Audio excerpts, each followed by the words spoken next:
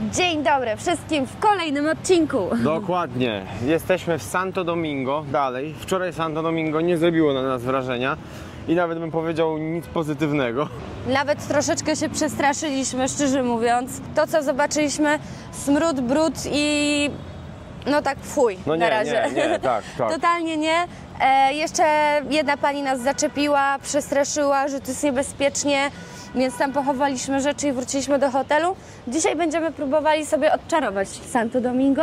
Wybieramy się na Zona Colonial. Jest to najstarsza dzielnica w obu Amerykach, najstarsza dzielnica kolonialna. Dokładnie. W ogóle ta dzielnica została założona w 1498 roku przez brata Krzysztofa Kolumba. Więc to jest bardzo ciekawe. Jesteśmy w najstarszej dzielnicy w obu Amerykach, więc tak. to dzisiaj będzie tak właśnie trochę historycznie. Poznamy, jak to wygląda z drugiej strony, ale nie będziemy przynudzać, tylko pokażemy najfajniejsze miejsca takie historyczne i coś od nich ciekawego oczywiście poczytamy, bo ja lubię ciekawostki. Dokładnie tak. Właśnie dotarliśmy na jedno miejsce.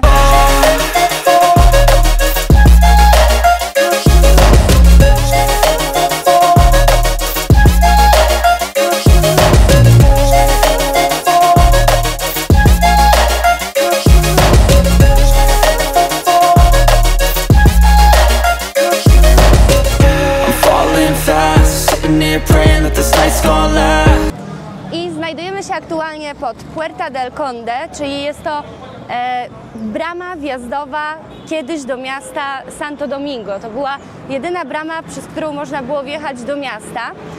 Taka ciekawostka o zmierzchu.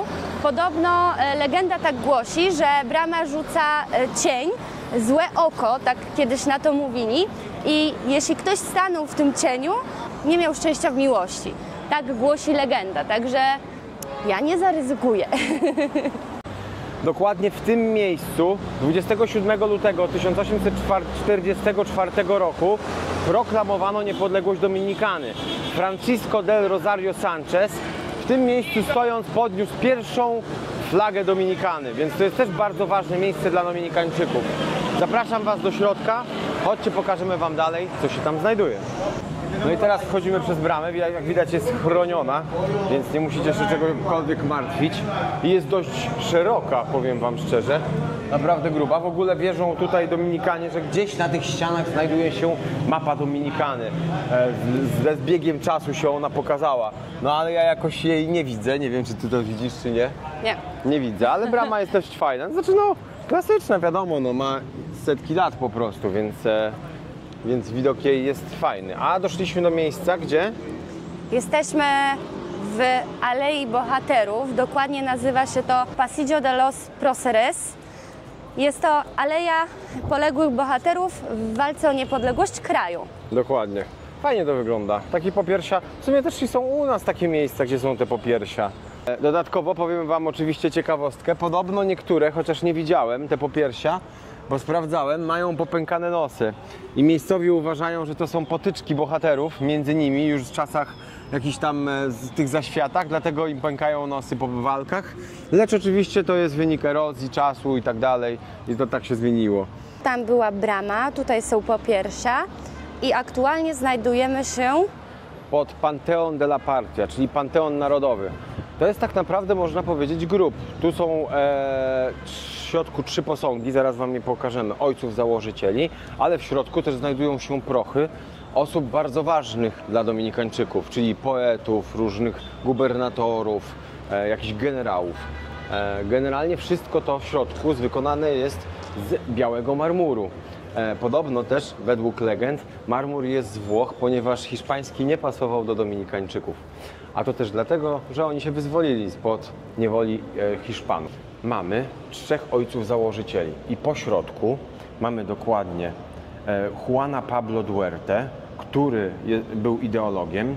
Po lewej jest Francisco del Rosario Sanchez, czyli był dyplomatą, a po prawej jest Matisa Ramona Medzie, jak się nie mylę, bo przepraszam, nazwiska są trudne, który był wojownikiem.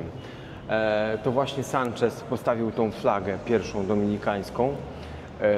Powiem Wam też jako ciekawostkę, dokładnie pod tymi posągami mają swoje groby, które są zrobione z marmuru i w środku są ich prochy. Ale Justynka, wchodzisz czy nie?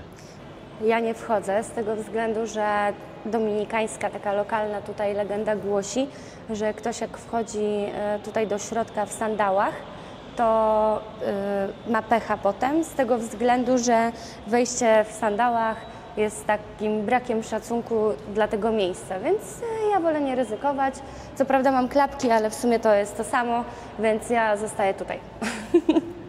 No jak Justynka nie może wejść, to ja Wam coś pokażę, bo ja mogę, bo mam adidaski, jak widać. I tutaj, dokładnie w tym miejscu, pod tymi pomnikami, mamy Llama de la Libertad, czyli tak zwany wieczny płomień. Został on zapalony w 1944 roku, na 100. rocznicę, żeby upamiętnić ich walkę o niepodległość i ogólnie wkład, który włożyli tutaj w Dominikanę. I ten ogień nieprzerwanie pali się od 1944 roku. Jest bardzo starannie pilnowane to, żeby on nigdy nie zgasł. Jest zasilany gazem. Fajne miejsce, znaczy fajne, no to jest miejsce pochówku, więc trzeba oczywiście tu się zachowywać z należytym szacunkiem. Dlatego ja nie dokładnie. Ale fajnie to wygląda. Posągi w ogóle, nie wiem czy widzieliście, ale jak nie, to możecie sobie cofnąć i przybliżyć. Są idealnym odzwierciedleniem ojców założycieli. W ogóle Medzia ma ze sobą miecz i często też sobie żartują, szczególnie wycieczki szkolne, że ma miecz świetlny i był bohaterem takim z mieczem po prostu jak Superman. Więc dzieci w to wierzą, że Medzia był takim super bohaterem jak Superman. To taki jeszcze żartobliwy akcent tego. Wychodzimy stąd, bo uważam, że miejsce historyczne jest super, naprawdę fajne. W ogóle nie spodziewaliśmy się tego, że w Santo Domingo ta zona kolonialna jest najstarszą zoną w obu Amerykach. To jest naprawdę takie, że jesteś w miejscu, które jest najstarszą zoną we wszystkich Amerykach, we wszystkich dwóch, nie? Ale fajne, nie? No. A dzisiaj patrzcie, jak my czujemy na pomarańczowo. Przypadek? Przypadek. Sądzę. Akurat przypadek. Chciałem powiedzieć nie sądzę, ale sądzę. Tak, to jest przypadek, nie? Nie, ale fajne. Dużo mają tych bohaterów. Teraz jak przejdziecie z bramy wejścia do Santo Domingo na drugą stronę ulicy, to mamy pomnik policjanta. Oni akurat mają tutaj pomnik policjanta z tego względu, że kiedyś tą ulicę z tyłu pilnowało dużo policji, oni skierowali ruchem, dlatego tak symbolicznie ma też palec pokazany. Ulica to Calle El Conde i jest to najstarsza ulica w Santo Domingo i pierwsza ulica handlowa w mieście. Teraz jest zrobiony z tego deptak, jest zamknięta dla ruchu samochodów, także no, czyli takie standardowe turystyczne miejsce. Już możemy zobaczyć, że dookoła są knajpy, tu można jakieś suweniry sobie pokupować. Idziemy zobaczyć, co tutaj ciekawego można znaleźć. I na pewno musimy teraz znaleźć też sklep spożywczy, bo nam się bardzo chce pić. Tak. Wychodzimy, gadamy, a oczywiście jak to my, nie wzięliśmy nic do picia. I zaraz zacznie się odwodnienie powolutku, więc działamy. Widzę, że jakoś nie ma tu dużo otwarte, tak naprawdę, nie? No właśnie... Są dwa sklepy, kilka straganów, ale reszta to jest takie obdrapane dookoła. No zobaczcie, to jest główna ulica handlowa, wszystko jest pozamykane tak naprawdę. Ciuchland jest, pełen ludzi oczywiście. Jak to Ciuchland? No, szczerze mówiąc, byliśmy w Mexico City, w stolicy Meksyku. No i jednak chyba ma więcej do zaoferowania, jest taki bardziej czysty. No jesteśmy w takim głównym turystycznym miejscu, a mimo wszystko czuć, że, no, że jest tutaj bieda. Jest zaniedbane. Zaniedbane, tak, zaniedbane. Dokładnie. Bardzo mocno zaniedbane, nie? Mimo wszystko, no taka, jakby u nas Nowy Świat w Warszawie zrobili tak, no to, no nie, no. To się cieszę, że nasz Nowy Świat tak nie wygląda. Nawet tak jak widać tam, kable wiszą wszędzie. Tu oczywiście znowu już śmieci na rogu. Więc tak no nie powinno być tak na takiej jakiejś bardzo znanej ulicy. No. Ale powiem wam jeszcze ciekawostkę na temat Dominikańczyków. Oni mają specyficzną urodę. Jak zobaczycie prawdziwych takich Dominikańczyków, to tak naprawdę to jest miks trzech ras. Europejczyków, Afrykańczyków przez to, że są ciemni oraz dodatkowo Kubańczyków z czasem. I przez to one mają rysy, kształty kubańskie, a za to kolor skóry mają taki jasno-brązowy. Więc naprawdę mają taką specyficzną, ładną urodę. Widzieliśmy ostatnio z Justynką modelkę, która sobie zrobiła sesję. Bardzo ładna ta dziewczyna była, nie? Tak. Pierwszy raz widziałem taką ładną dziewczynę ciemnoskórą po prostu, nie? Ale ogólnie... Wiesz, że ty w życiu mało widziałeś. A ty widziałaś? No. No ja ci dopiero pokazuję. Zobacz, jak gdzie jesteś. Zobacz, jak tutaj To jest zobacz, opuszczone właśnie tutaj wszystko. jest tak, dom bez okien, Tak, tu pozamykane. wszystko pozamykane w ogóle. To takie jest, no nie, trochę inaczej sobie to wyobrażałem. Dobra, strasznie nam się chce pić, więc idąc po tym głównym deptaku zeszliśmy do takiej kawiarenki, gdzie robią po prostu Lemoniadę. lemoniadę. Nie? Zamówiliśmy sobie tą lemoniadę i już jestem przy barze 20 minut. Tu jest wszystko tranquilo, ale olewają mnie, bo jestem biały. Biorą, tu koło mnie siedział facet, który przyszedł po mnie, zdążył zjeść, wypić, pójść, a ja dalej czekam, żeby mnie obsłużyli. Tak mi się wydaje, to tak odbieram, nie? Bo nie znasz hiszpańskiego, bo jesteś biały, to sobie siedź i czekaj, nie? Więc to jest takie trochę słabe chyba, mi się podoba. Z jednej strony widzę, jak oni pracują. Jakby u nas tak Polak pracował, jak tutaj pracują, to byś nie pracował. To jest wszystko tak spokojnie. On sobie weźmie talerz, opłucze. On ma czas. On ma tak, on sobie weźmie, pokroi. Tak, wszystko jest tranquilo, czyli spokojnie. U nas by to nie przeszło. U nas musisz zapieprzać, po prostu. Już jest takie przyzwyczajenie. No, po pół godziny dostaliśmy nasze lemoniadki. Ja mam po prostu lemoniada bez cukru, a Justynka wzięła z miętą. Moja kosztowała 10, jej tam chyba 11 czy 12 zł. No, ale pić nam się bardzo chciało. Bardzo dobra, moja jest w ogóle bardzo kwaśna. Jaka prawdziwa limonka tu była wlewana. A ty masz dużo tej mięty, bo widziałem, jak Orzeźwiające. mamy taki piękny, wreszcie ładny budynek, jeden. Nazywa się Palacio Consistorial i to jest ratusz miejski. Pierwszy ratusz miejski pobudowany w 1502 roku. Na początku to była siedziba władz, później podobno kiedyś w tej wieży strażnicy miejscy sobie siedzieli tam na górze i obserwowali ludzi. Później w XIX wieku dobudowali tamtą wieżę. Na wieży znajduje się zegar i miejscowi śmieją się, że to jest zegar, który się myli. Z tego względu, że zawsze pokazuje zły czas No tak, tu jest... i że pokazuje czas kolonialny. Tak. I teraz u nas jest godzina aktualnie 12:40. 12:44 i faktycznie zegar się myli. To jest 8:05 tam.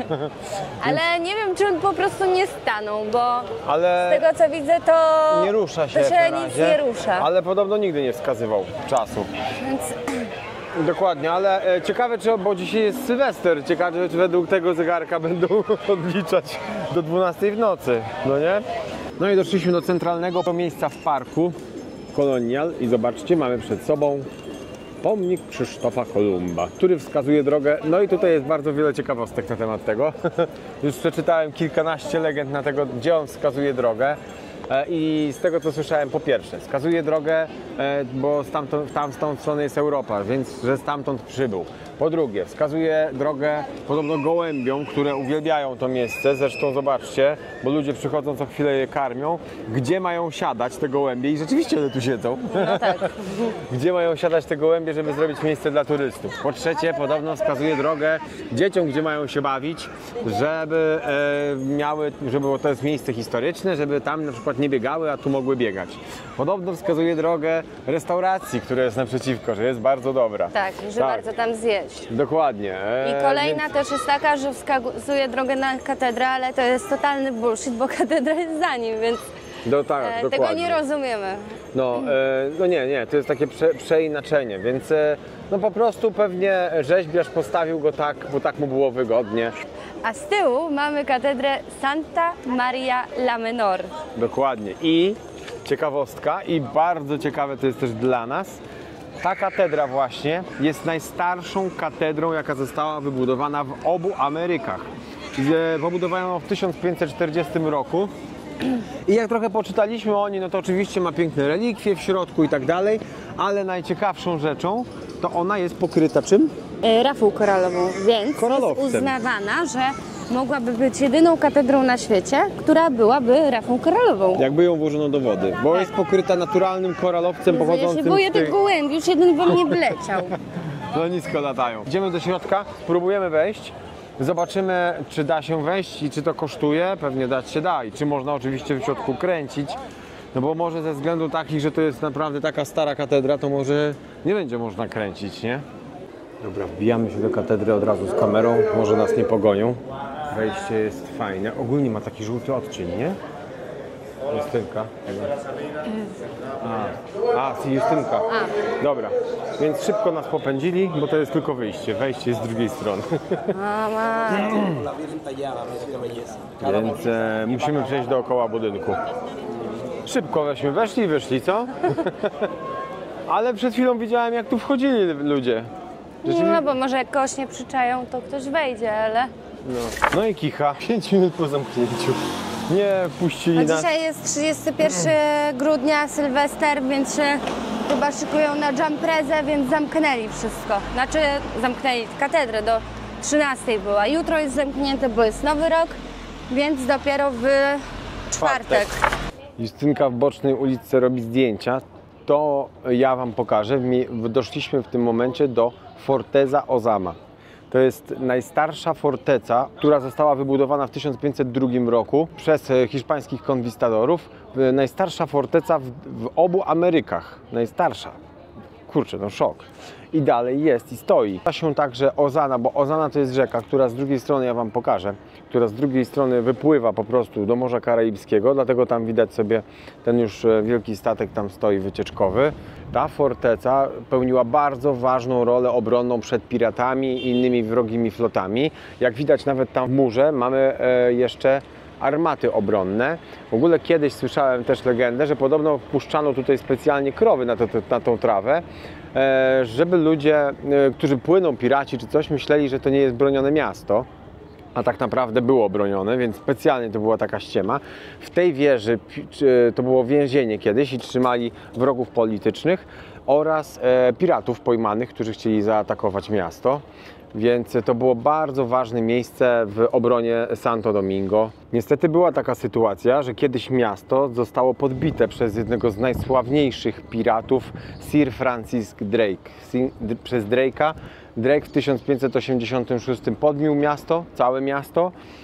I podobno też jest plotka, że właśnie pod tą twierdzą schował gdzieś złoto, ale nie zostało to odnalezione i udokumentowane. A jest zrobiona cała twierdza w stylu średniowiecznym. Oczywiście jest robiona z koralowca. Też dalej tu chodzi legenda, że jakby włożyć to pod wodę, no to po prostu by była na tym rafa koralowa, no bo to jest zrobione też z koralowca. Fajne, bardzo fajne miejsce i naprawdę z bogatą historią, że tak powiem. A ja szukam Justynki, bo gdzieś się zagubiła i zaraz idziemy dalej. Dobra, jest Justynka, robi zdjęcia. Tu mamy wejście do tej fortecy. Powiem wam, że ładnie jest, takim zębem czasu nadszarpnięte, fajnie to wygląda.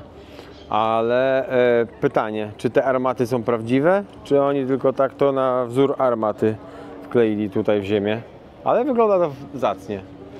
Chociaż widać, że to jest z innej budowli, że to ma taki ząb koralowca trochę chyba w sobie, nie wiem. Generalnie. Tak, to wygląda jak koralowiec, rzeczywiście może, nie wiem. Ciekawe. Idziemy dalej. No i doszliśmy do końca tej głównej drogi. I kończy się ona rzeką. Zobaczcie, i ja wam zrobię zbliżenie, jaka czysta ta rzeka jest. Widzicie, jak mało śmieci tam płynie? Jest masakra, widać trochę, widać. No dokładnie, no właśnie, o tu o. I właśnie pewnie tak jest, że wycieczki organizują, oprowadzają ludzi po tej zonie kolonialnej, a prawdziwe Santo Domingo jest tam. I ktoś, kto przyjedzie i zobaczy tylko po prostu te historyczne miejsca tutaj, będzie miał takie spaczone spojrzenie na to miejsce, tak. Takie nierealne, no. Bo realia są takie, że po prostu 2 ulice dalej jest smród, brud i ogromna bieda, a tutaj wygląda to zupełnie inaczej. Chodzimy po zonie kolonialnej, próbujemy znaleźć coś do jedzenia tanio. Nie da się tanio. Tutaj tanio nie zjedzie, to tak jak nasza starówka niestety, ale już nie mamy na to czasu, żeby biegać poza zonę. I znaleźliśmy takie jedno miejsce fajne. Już wam pokazujemy. Tutaj. Surcio. Pizza al pegaggio. I zobaczcie, jak jest fajne kawałki pizzy. Co prawda nie jest tanio, ale ładnie wygląda. Tu jest margarita, tu mamy pepperoni, prosciutto, rucola, burrata. No te wyglądają super, ale są już super drogie. Ja sobie zamówiłam pistacjo i pancetta. Kamil ma o tą. Także też całkiem nieźle wygląda. No ładnie wygląda, zobaczymy jak będzie smakować. Przyszło nam jedzonko. Tak to wygląda. Moje Wygląda z zacnie. pistacjami. Dawaj, próbuj.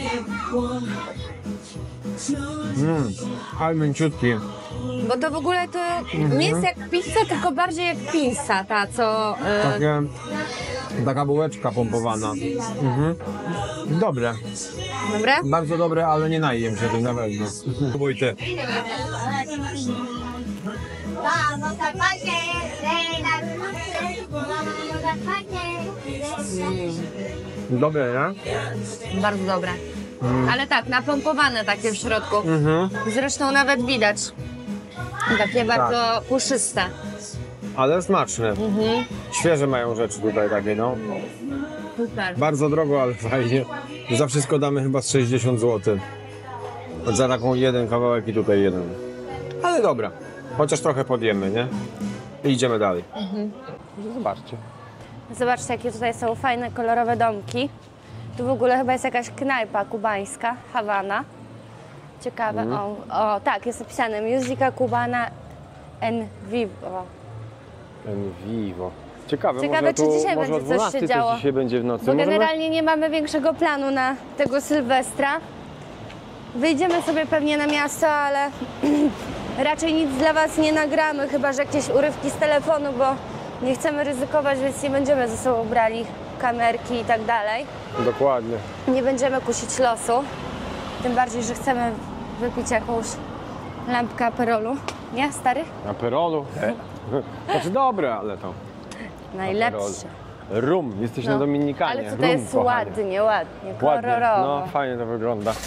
Znajdujemy się aktualnie pod pomnikiem pana Fray Antonio de Montesino. Pomnik ma wysokość 15 metrów, ale wydaje nam się, że on jest postawiony na dachu tego budynku. Chyba tak. No. Bo od powierzchni ziemi na pewno nie miałby 15, tylko więcej. Więc wydaje nam się, że on jest od dachu 15 metrów. I jest to w ogóle ksiądz, który jako pierwszy w 1511 roku zbuntował się przeciwko Hiszpanom, którzy męczyli rdzennych mieszkańców. W jego najsławniejszym kazaniu powiedział to i on też tak jakby zapoczątkował to, że Dominikańczycy zaczęli walczyć o swoje prawa. Więc dlatego jest bardzo ważny ten pomnik dla nich. W ogóle fajne jest to, że on jest tak wysoko postawiony, bo jak byliśmy tam na Cypru z drugiej strony całkowicie, to go było fajnie widać. Pomnik przedstawia go głoszącego kazanie, więc fajnie on wygląda, nie? Jest taki inny. Majestatyczny. No nie powiedziałbym, że majestatyczny, ale jest fajny, W tak. skali od dokładnie. 1 do 10 to takie 4 do majestatyczności. Ale ma bardzo duże dłonie, nienaturalnie duże dłonie w porównaniu do reszty ciała. Jakoś tak mi średnio to pasuje w No ogóle. faktycznie. Ksiądz chodził w okularach, a specjalnie został przedstawiony bez okularów, żeby pokazać, że on widział mimo bez nich jasną stronę tych Dominikańczyków. Jakoś tak Trochę to. nielogiczne, bo jak nie miał okularów, to przecież słabo widział.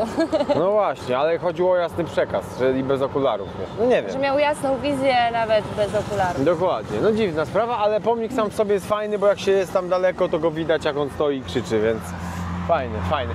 Podobno też, jak jest bardzo wietrznie, to przez pomnik, jak przylatują wiatry, to słychać jak świszczy, więc mówią tutaj lokalsi, że jakby Montesino krzyczał dalej, nie? Sino. Montesino, Sino. No tak, jest bardzo podobnie.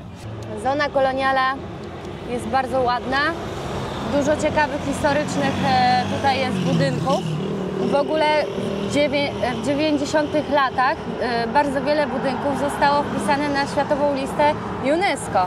Także no, bardzo ciekawe historyczne miejsce. Na pewno warto tutaj przyjechać, ale dla porównania też moim zdaniem warto jest sobie zobaczyć tą zonę kolonialną i te inne strefy, zobaczyć po prostu jaka jest przepaść między jedną a drugą ulicą tak naprawdę. Mamy następną piękną plażę, zobaczcie. I są tu ludzie, którzy się kąpią normalnie.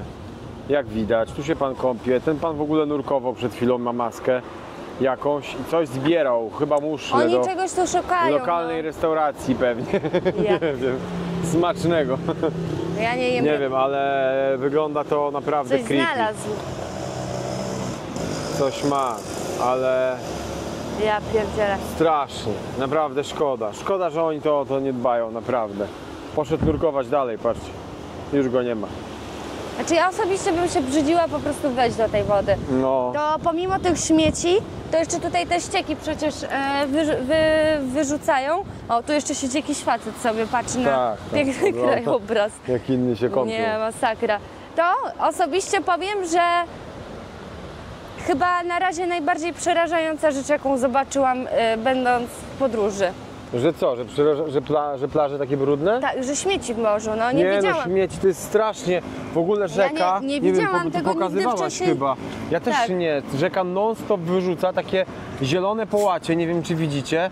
I te zielone połacie to jest taka trawa wymieszana z plastikiem. I to wszystko idzie tam w morze normalnie, Na to brzeg. wszystko tam to jest masakra. Tam to normalnie jest rzeka taka śmieci. I to jest, ja tego nie rozumiem. Obrzydliwe to jest. No, dla mnie, no mówię, dlatego mówię, że to dla mnie jest najbardziej przerażające, co do tej pory zobaczyłam, no. Nie, jak będziemy więcej nurkować, to ja się zapisuję do oczyszczania. A Dominikanę albo Santo Domingo posądzam jako pierwszy główny śmietnik Morza Karaibskiego w tym momencie. Podejrzewam, że my zobaczymy gorsze miejsca, a nawet Pewnie jak tak. dojedziemy do Indii, do takich miejsc, to na pewno będzie gorzej. Ale to też wygląda... Ale no, to nie, jest no. pierwsze takie zderzenie z czymś takim i No i Jestem nie, i po robi prostu w szoku. niepozytywne wrażenie. Nie, chodź kochani, idziemy. Czekaj, o tu cię wrzucę, do dziury. czemu mnie chcesz wrzucać? A tu też śmietnik. Nie, no nie chcę, no. Chodź. Teraz ja nigdzie z tobą nie idę. Co? Nic.